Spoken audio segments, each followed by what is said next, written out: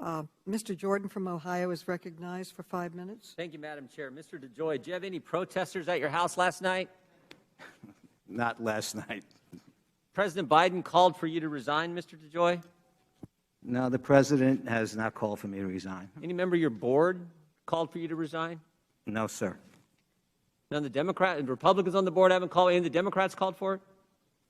We have, it's hard to tell in our board meetings because we all very much act in a bipartisan manner focused on postal issues. But there are two gentlemen that, the chair identified that he's a registered Democrat, and I think there's another gentleman on the board. Mr. Bloom's a Democrat, right? He supports you. Democrat. Yep. Is the chair of this committee, has she called for you to resign this Congress? She has not. She called for you to be suspended last Congress, but I don't think she's called for you to resign this Congress, has she? We've had good conversations on a variety. Now, I know where Mr. Connolly's at and some of the Democrats, but I mean, last time you were here, you had protesters banging on pots and pans outside your house. You had 90-some people calling for you to resign. You were the worst guy on the planet last time you were here. I just want to know what's changed. Maybe that's not for me to answer. I mean, they were so ticked last time, Mr. DeJoy. They passed a bill. They called us in on a Saturday in August to pass a bill, and then they had a hearing on the bill they passed 2 days later. You remember that? Sir, it was an unfortunate set of circumstances for me, for my family, for the postal employees, for the postal board. None of it was based in any type of fact. It was sensationalization. But we're through. I'm through that. The board's through that. We're just trying to get our plan, get this legislation passed, and get on with the improvements we need to make. They passed a bill on Saturday, August 22nd, a bill they know had no chance of becoming law, a bill that was not even taken up in the Senate. Then they had a hearing on the bill they already passed 2 days later. Normally, you do it the other way around. Normally, you actually have a committee get together, look at the legislation, debate it, discuss it, have witnesses, get expert testimony, all that stuff, and then you maybe pass it out of committee and go to the floor and do it. They called us in special to pass a bill on a Saturday and then had a hearing on Monday, and all that weekend they had protesters at your house disrupting your family and, frankly, your neighbors as well.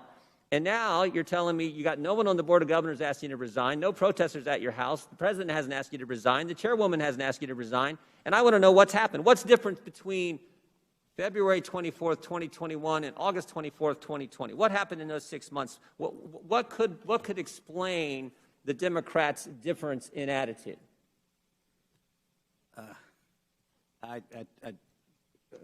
Mr. Jordan, Congressman, I don't want to participate.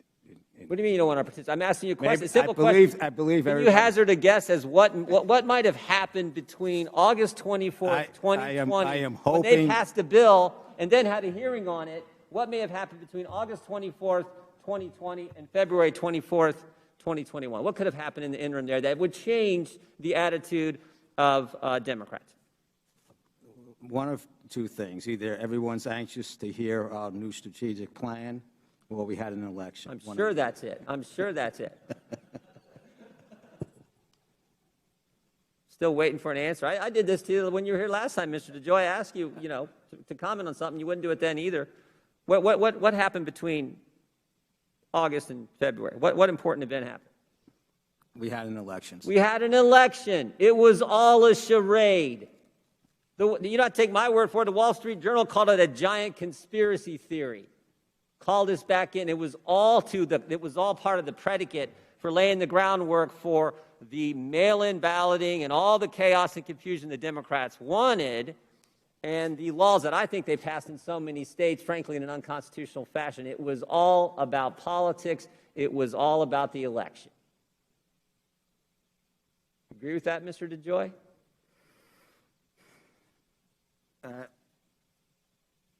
It was a very sensitive time for the nation, and there was a lot of activity. They accused you of things that they said you were restricting overtime. False. They told you, you were taking the collection boxes, doing something that had never been done before, even though it had been done by every previous Postmaster General. 12,000 of them had been moved by the Obama administration Postmaster General, but somehow you were the worst.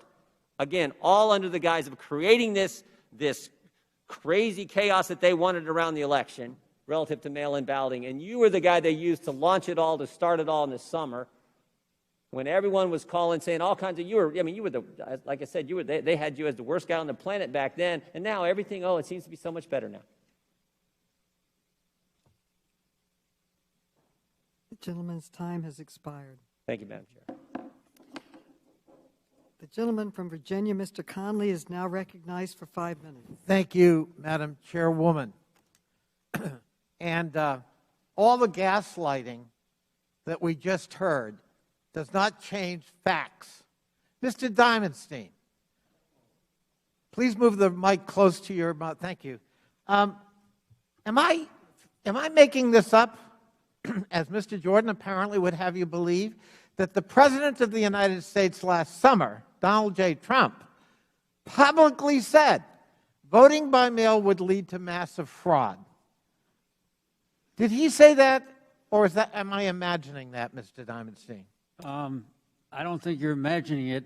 What I recall him saying at one point is he was going to make sure that the Postal Service got no financial COVID emergency relief, because then they would be able to more effectively deliver ballots. Thank you. But the point is, it was Donald Trump, the Republican nominee, who was planting the idea, aided and abetted by disruptive changes proposed by a new Postmaster General and a compliant Board of Governors, that actually eroded public confidence in the ability to vote by mail. That wasn't a Democratic narrative. That was a Republican narrative by the President of the United States and his enablers.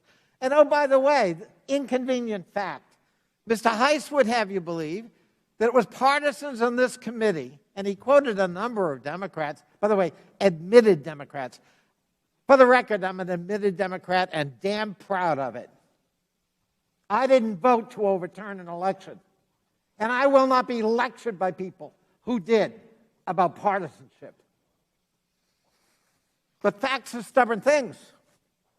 It wasn't the idea that it was complete fiction, that the changes proposed by in fact, implemented by Mr. Joy with a compliant board, led by now Chairman Mr. Bloom, who's admitted he went along with them. It was a federal judge who found it politically motivated, not a Democratic critic. I refer you to a Reuters story last September.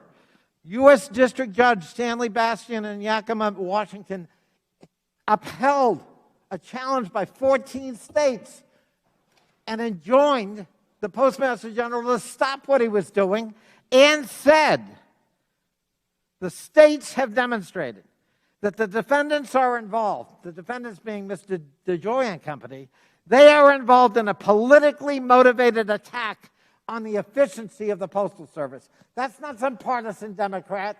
That's a federal judge. And that wasn't the only ruling that provided an injunction to stop the deliberate disruption of the Postal Service that was contributing to erosion of confidence in the ability of people to vote by mail. That wasn't a Democratic plot. And all of the gaslighting we're listening to here doesn't change the facts.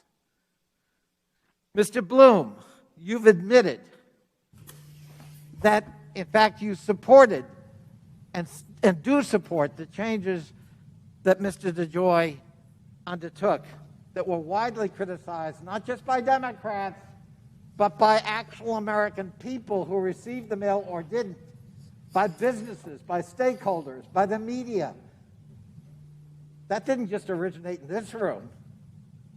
Somehow, people were bothered by it, because one of the most sacred institutions in America that still works during the pandemic, warts and all, was actually being threatened in the public mind by these changes, and that the reason was political. We didn't make that up. A federal judge confirmed it. Mr. Bloom, you agreed with those changes? You agreed to hire Mr. DeJoy because you found him qualified? You were, according to one of your colleagues, you were all tickled pink with the performance of the Postmaster General in the height of the controversy during a pandemic. Are you still tickled pink with his performance? The board supports the Postmaster General. Your colleagues said 100% of the board were tickled pink and had complete support. So was he speaking for you that you were tickled pink? Just want to get it in the record that you're I'm tickled. generally not tickled. I'm generally not tickled pink by things, but as I said, the Board of Governors believes the Postmaster General, in very difficult circumstances, is doing a good job, and we've been involved with the development of a plan that we think will make the Postal Service much stronger. I appreciate your much better candor. over I'm time. running out of time. Respectfully, I disagree, and I hope President Biden disagrees as well, and that we take action to replace the Board of Governors with people who care about the Postal Service and are going to be committed to their job of oversight and accountability. I yield back. Madam Chair, point of order. The gentleman's recognized for a point of order. I just wanted to state for the record, Mr. Conley pointed over about voting to object in the election. I've never, ranking member, I've never voted to object to a presidential election. But I will tell you who has, Nancy Pelosi in 2004. So I just wanted to state that for the record. I yield back. Madam Chairwoman, if I may, I appreciate the distinguished gentleman's comment. I did not name anybody who voted to overturn the election. Certainly did not mean to include Mr. Comer if he didn't do it. Madam Chair. The gentleman yields back. The gentleman from Wisconsin, Mr. Grossman, is recognized for 5 minutes. Thank you. First of all, I'd like to just in general thank you for getting out the content. Thank you, Mr. Chairman. Mr. Chairman, it's May 5th, and this is our first full committee hearing. There's a crisis at the border.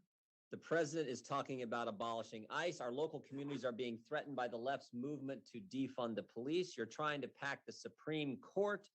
The teachers union are stopping kids from going to school. President Biden is bankrupting the country one omnibus bill at a time, and a virus continues to threaten our civil rights.